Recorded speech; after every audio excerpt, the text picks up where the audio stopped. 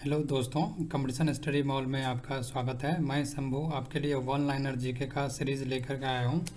दोस्तों, यह one liner video Lucent और अन्य कई बुक्स से सार संग्रह है और काफ़ी इम्पोर्टेंट पॉइंट्स हमने कवर किया है। आशा करते हैं कि आपको यह पसंद आएगा। यदि आपको पसंद आता है तो आप अपने दोस्तों को भी शेयर कीजिए और मुझे भी कमेंट करके बताएं। दोस्तों, यदि इस चैनल को आपने अभी तक सब्सक्राइब नहीं किया है तो आप सब्सक्राइब कर लीजिए, ताकि नए नए वीडियोज़ जो हम वन लाइनर अभी डालेंगे वो आपके पास आते रहेंगे। दोस्तों, जब भी आपका कोई भी एग्ज़ाम जीके से रिलेटेड हो तो एक बार अवश्य देख लें, शायद आपको कुछ नंबर इसमें बढ़ जाएगा और मुझे पूरा विश्वास है कुछ ना कुछ आपको नंबर इंक्रीज होगा। एक ही वीडियो में हमने काफ़ी कुछ कवर किया है। तो चलिए आज शुरू करते हैं प्राचीन भारत का इतिहास। दोस्तों, थोड़ा सा यहाँ पे स्पीड में हम बोलते हैं, जैसे कि आपको 20 मिनट के अंतराल में लगभग ये वीडियो फिनिश हो जाएगा और उसके बाद आप जब भी रिवाइज़ करना चाहें तो 20 मिनट आप सुन करके उसको रिवाइज़ करके सुन सकते हैं, जिससे कि आपको आसानी से याद हो जाए।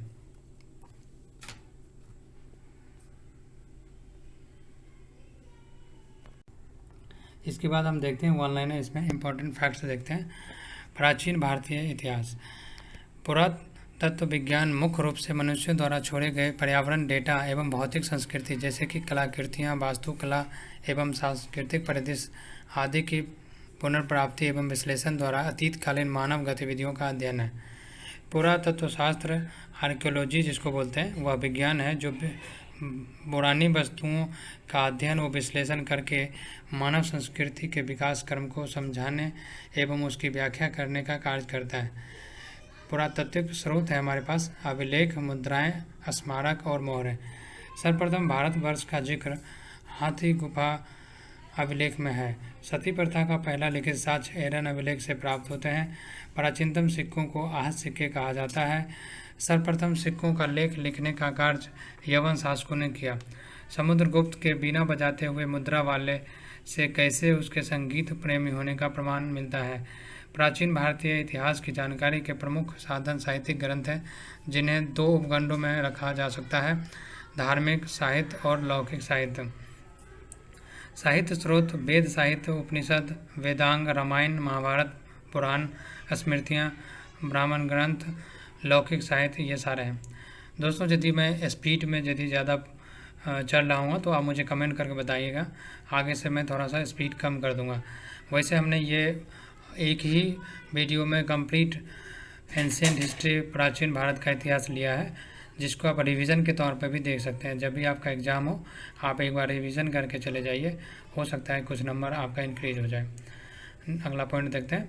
भारत का सर्वप्राचीन धर्म ग्रंथ वेद है, यजुर्वेद। उसके बाद ऋग्वेद है। ये ऋग्वेद, यजुर्वेद, सामवेद और अथर्ववेद 4 वेद हैं। ऋग्वेद में 10 मंडल, 1028 सूक्त एवं 10,462 ऋचाएँ हैं। तीसरे मंडल में सूरज देवता सावित्री की प्रसिद्ध गायत्री मंत्र और 9वें मंडल में देवता सोम का उल्लेख है।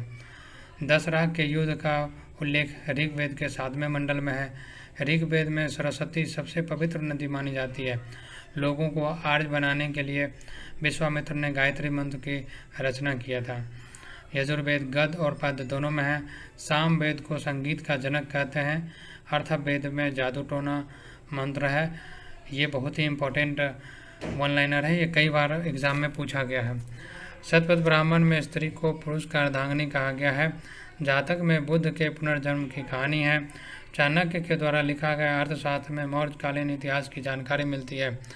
कलन द्वारा रचित पुस्तक राजतरंगिणी, जिसका संबंध कश्मीर के इतिहास से है। भारत पर होने वाले यमन आक्रमणकारी लेख कात्यायन की गार्गी संहिता से मिलती है। मेगास्थनीज की पुस्तक इंदिका में मौर्यकालीन समाज एवं संस्कृति का विषय लिखा है। वेनसांग हर्षवर्धन के शासनकाल में भारत आया था। यह भारत में 15 वर्षों तक रुककर नालंदा विश्वविद्यालय में अध्ययन किया। इसका भ्रमण विक्रांत से प्रसिद्ध है। इसमें 138 देशों का विवरण मिलता है। इसने हर्षकालीन समाज में धर्म एवं राजनीति का वर्णन है। अल-बरूनी महमूद गजनवी के साथ भारत आया। इसकी किताब उल हिंद, जिसमें राजपूत कालीन समाज का वर्णन है। दोस्तों आप देख रहे हैं कंपटीशन स्टडी मॉल। ये आपके किसी भी एग्ज़ाम के लिए यूपीएससी हो, सिविल हो, बीपीएससी, एसएससी, सब के लिए ये वन लाइनर इम्पॉर्टेंट है। प्राचीन इतिहास से कुछ ना कुछ ज़रूर क्वेश्चंस रहते हैं, हो सकता है कि आपको कुछ ना कुछ फ़ायदा होगा। अगला पॉइंट देखते हैं। आग का आविष्कार पूरा का शासन काल में हुआ और पहिए का आविष्कार नवपाषाण काल में हुआ। मानव सर्वप्रथम कुत्ता को पालतू बनाया। तांबा धातु का प्रयोग किया था सबसे पहले, और प्रथम औजार कुल्हाड़ी था, और प्रथम फसल गेहूं था। ये भी कई एग्जाम में पूछा गया है। सिंधु सभ्यता की खोज राय बहादुर साहनी ने किया। सिंधु सभ्यता नगरीय सभ्यता थी।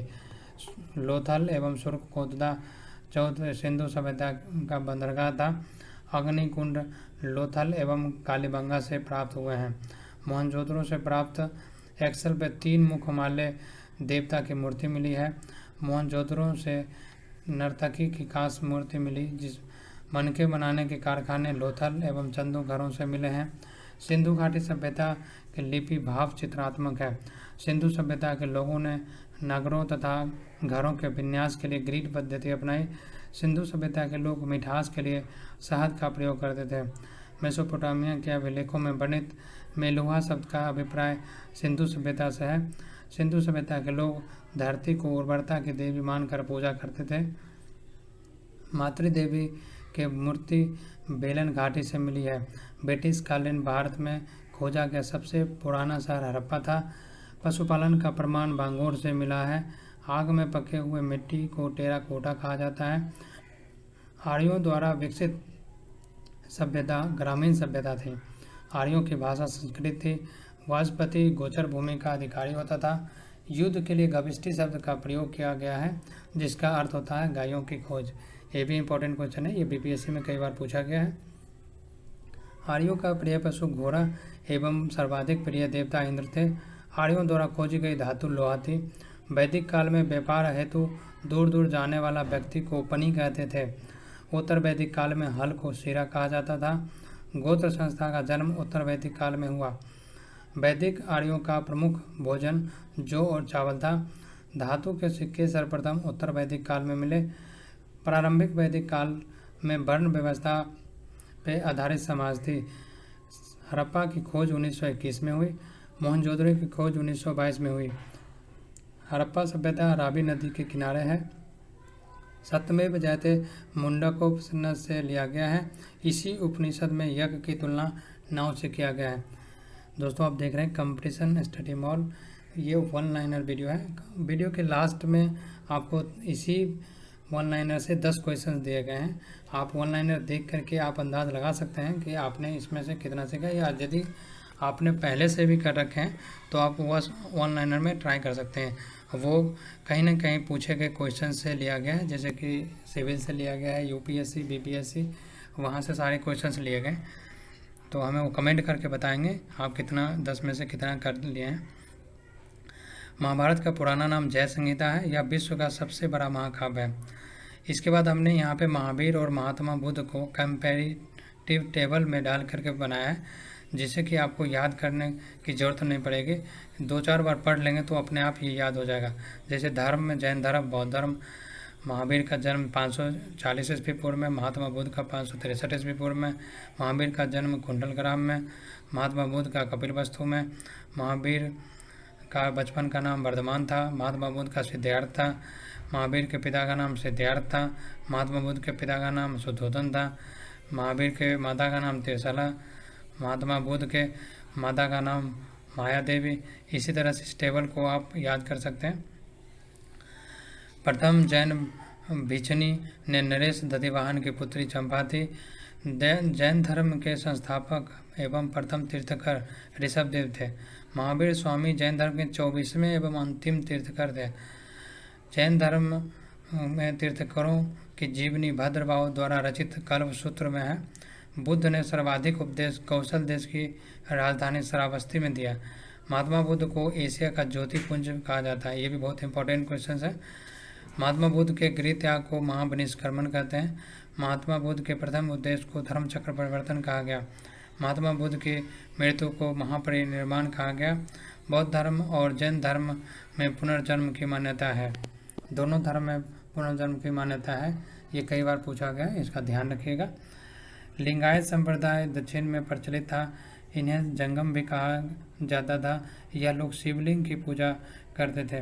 वैष्णव धर्म के प्रवर्तक कृष्ण थे, जो विरसन कबीले के थे और जिनका निवास मथुरा था। इस्लाम धर्म के संस्थापक हजरत मोहम्मद साहब थे। इनका जन्म 570 ईस्वी में मक्का में हुआ था। पैगंबर मोहम्मद साहब के उत्तराधिकारी खलीफा कहलाए। पैगंबर मोहम्मद साहब के जन्मदिन पर ईद ए मिलाद उद नबी पर्व मनाया जाता है। ईसाई धर्म के संस्थापक ईसा मसीह का जन्म जेरूसलम के निकट बैथलेहम नामक स्थान पर हुआ था। ईसा मसीह के जन्म दिवस को क्रिसमस के रूप में मनाया जाता है। माता का नाम मैरी और पिता का नाम जोसेफ है। पारसी धर्म के पैगंबर जरथुष्ट्र ईरानी थे। मगध का सबसे प्राचीन वंश का संस्थापक बृहदर्थ था, जिसकी राजधानी राजगिरी थी। हर्यक वंश का संस्थापक बिंबिसार करीब 52 वर्षों तक मगध पर शासन किया। बिंबिसार ने वैवाहिक संबंध स्थापित करके अपना साम्राज्य विस्तार किया। अजातशत्रु का उपनाम कुनिक था। हर्यक वंश का अंतिम शासक उदयन था। उदयन का पुत्र नागदशक था। निशुल्क वंश का अंतिम राजा नंदीवर्मन था। नंद वंश का संस्थापक महापद्म नंद और अंतिम शासक धनानंद था। सिकंदर का जन्म 356 ईस्वी पूर्व में हुआ था। सिकंदर अरस्तु का शिष्य था। सिकंदर का सेनापति सिलेकस निकेटर था। सिकंदर का प्रिय घोड़ा बहुकेफला था। इसी बहुकेफला के नाम पर इसने झेलम नदी के तट पर बहुकेफला नामक नगर बसाया था। सिकंदर ने भारत विजय का अभियान 326 ईस्वी पूर्व में किया था। ये भी कई बार पूछा गया है। मौर्य वंश के संस्थापक चंद्रगुप्त मौर्य का जन्म 345 ईस्वी पूर्व में हुआ था। चाणक्य द्वारा लिखित पुस्तक का नाम अर्थशास्त्र है, जो राजनीति से संबंधित है। ये भी बहुत इंपॉर्टेंट क्वेश्चन है। चंद्रगुप्त मगध की राजगद्दी पर 322 ईस्वी पूर्व में बैठे। चंद्रगुप्त जैन धर्म का अनुयायी था। चंद्रगुप्त ने 305 ईस्वी पूर्व सेल्यूकस निकेटर को हराया था। मेगास्थनीज सेल्यूकस निकेटर का राजदूत था। मेगास्थनीज द्वारा लिखी गई पुस्तक इंडिका है। चंद्रगुप्त मौर्य की मृत्यु 208 ईस्वी पूर्व में श्रवण बेलागोला में उपवास के दौरान हो गया था। चंद्रगुप्त मौर्य का उत्तराधिकारी बिंदुसार हुआ, जो 298 ईसा पूर्व में मगध की राजगद्दी पर बैठा। अमित्रघात के नाम से बिंदुसार जाना जाता है। अमित्रघात का अर्थ शत्रु विनाशक होता है। बिंदुसार आजीवक संप्रदाय का अन्याय था। जैन धर्म में बिंदुसार को सिंह सेन कहा गया है। बिंदुसार का उत्तराधिकारी अशोक महान हुआ, जो 296 ईस्वी पूर्व मगध की राजगद्दी पर बैठा। राजगद्दी पर बैठने के समय अशोक अवंती का राज्यपाल था।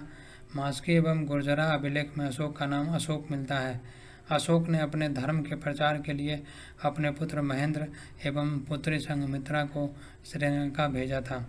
भारत का शिलालेख का प्रचलन सर्वप्रथम अशोक ने किया। ये भी बहुत इंपॉर्टेंट क्वेश्चन है। अशोक के अभिलेख पढ़ने में सबसे पहली सफलता 1837 ईस्वी में जेम्स प्रिंसेप को हुई। रामपुरवा स्तंभ लेख चंपारण बिहार में स्थापित है। इसकी खोज 1872 ईस्वी के में कार्लायल ने किया था। कौसंबी अभिलेख को रानी का अभिलेख कहा जाता है। अशोक का 7वां अभिलेख सबसे लंबा अभिलेख है। अशोक के समय मौर्य साम्राज्य में प्रांतों की संख्या 5 थी। प्रांतों को चक्र कहा जाता था। मौर्य वंश में अंतिम शासक बृहदर्थ था। इसकी हत्या इसके सेनापति पुष्प मित्र शुंग ने 185 ईस्वी पूर्व में कर दी और मगध पर शुंग वंश की नींव डाली।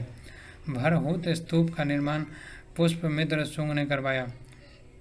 दोस्तों, यदि आपको वीडियो यदि फास्ट लग रहा होगा तो आप यूट्यूब पे स्लो करके भी सुन सकते हैं, देख सकते हैं। अगला लाइनर है, कण्व वंश का अंतिम राजा सुशर्मा हुआ। सातवाहन शासकों के समय के प्रसिद्ध साहित्यकार हाल एवं गुणेडा थे। सातवाहनों की राजकीय भाषा प्राकृत एवं लिपि ब्राह्मणी थी। शक मूलतः मध्य एशिया के निवासी थे और चारागाह की खोज में भारत आए। शकों पर विजय के उपलक्ष्य में ईसा 58 ईसा पूर्व में से एक नया संवत विक्रम संवत नाम से प्रारंभ हुआ। गुप्त सम्राट चंद्रगुप्त द्वितीय सबसे प्राचीन विख्यात विक्रमादित्य था। शकों का सबसे प्रतापी शासक रुद्रदमन था। रुद्रदमन संस्कृत का सबसे बड़ा प्रेमी था। भारत में शक राजा अपने को क्षत्रप कहते थे। गुप्त वंश का शासक श्री गुप्त था। गुप्त वंश का प्रथम महान सम्राट चंद्रगुप्त प्रथम था। चंद्रगुप्त प्रथम 320 ईस्वी में गद्दी पर बैठा। चंद्रगुप्त प्रथम लिच्छवी राजकुमारी देवी से विवाह किया। चंद्रगुप्त प्रथम महाधिराज की उपाधि प्राप्त की। चंद्रगुप्त प्रथम का उत्तराधिकारी समुद्रगुप्त हुआ, जो 335 ईस्वी में राजगद्दी पर बैठा। समुद्रगुप्त को भारत का नेपोलियन कहा जाता है। ये भी कई बार एसएससी में पूछा गया है। दोस्तों आप देख रहे हैं competition study mall one liner, जो कि काफ़ी हद तक इसको वन लाइनर बहुत ही इम्पोर्टेंट लाइनर लिया गया है। अगला है समुद्रगुप्त का दरबारी कवि हरिसेन था, जिसने इलाहाबाद प्रशस्ति लेख की रचना की।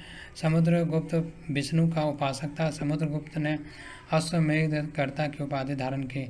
समुद्रगुप्त संगीत का प्रेमी था। समुद्रगुप्त उत्तराधिकारी चंद्रगुप्त द्वितीय हुआ, जो 380 ईसा पूर्व में राजगद्दी पर बैठा। चंद्रगुप्त द्वितीय के शासनकाल में चीनी बौद्ध यात्री फाहियान भारत आए। शकों के विजय के उपलक्ष्य में चंद्रगुप्त द्वितीय ने चांदी के सिक्के चलाए। नालंदा विश्वविद्यालय की स्थापना कुमारगुप्त ने की। स्कंदगुप्त के शासनकाल में हुनों का आक्रमण शुरू हुआ। अंतिम गुप्त शासक समुद्रगुप्त था। गुप्त राजाओं ने सर्वाधिक स्वर्ण मुद्राएं जारी की। इनकी स्वर्ण मुद्राओं को अभिलेखों में दिनार कहा जाता है। गुप्त काल में वैष्णव धर्म संबंधी सबसे महत्वपूर्ण अवशेष देवगढ़ का दशावतार मंदिर, जो कि बेतवा नदी के तट पर है। चंद्रगुप्त द्वितीय के शासनकाल में संस्कृत भाषा का सबसे प्रसिद्ध कवि कालिदास है। चंद्रगुप्त द्वितीय के दरबार में रहने वाला आयुर्वेदाचार्य धर्मंत्री थे। गुप्त काल में विष्णु शर्मा द्वारा लिखित पंचतंत्र संस्कृत को संसार का सर्वाधिक प्रचलित ग्रंथ माना जाता है। बाइबिल के बाद इसका दूसरा स्थान है। आर्यभट्ट ने आर्यभट्टियम एवं सूर्य सिद्धांत नामक ग्रंथ लिखे। आर्यभट्ट ने सर्वप्रथम बताया कि पृथ्वी सूर्य के चारों ओर घूमती है। संस्कृत गुप्त राजाओं की शासकीय भाषा थी। गुप्त काल में चांदी के सिक्कों को रुपए का कहा जाता था। मंदिर बनाने की कला का जन्म गुप्त काल में ही हुआ। कालिदास की कीर्ति अभिज्ञान शाकुंतलम प्रथम भारतीय रचना है। पुष्पभूति वंश के संस्थापक पुष्पभूति था। प्रभाकर वर्धन की पत्नी यशोमती से 2 पुत्र राजवर्धन और हर्षवर्धन तथा एक कन्या राजश्री उत्पन्न हुई। राजवर्धन की मृत्यु के बाद 606 ईस्वी में 16 वर्ष की अवस्था में हर्षवर्धन थानेश्वर की गद्दी पर बैठा। हर्ष ने शशांक को पराजित करके कन्नौज का पर अधिकार कर लिया तथा उसे अपनी राजधानी बनाया। ये भी बहुत इंपॉर्टेंट वन लाइनर है। बाणभट्ट हर्ष के दरबारी कवि थे। उन्होंने हर्ष चरित्र एवं कादम्बरी की रचना की। प्रियदर्शिका, रत्नावली तथा नागानंद नामक 3 संस्कृत नाटक ग्रंथों की रचना की थी। हर्ष को भारत का अंतिम हिंदू सम्राट कहा गया है। हर्ष के समय मथुरा सूती वस्त्रों के निर्माण के लिए प्रसिद्ध था। पल्लव वंश का संस्थापक सिंह विष्णु था। पल्लव वंश की राजधानी कांचे थी। मत विलास प्रहसन की रचना महेंद्र वर्मन ने की थी। पल्लव शासक नरसिंह वर्मन द्वितीय कैलाश मंदिर का निर्माण करवाया। 10 कुमार चरित्र के लेखक दंडी नरसिंह वर्मन द्वितीय के दरबार में रहते थे।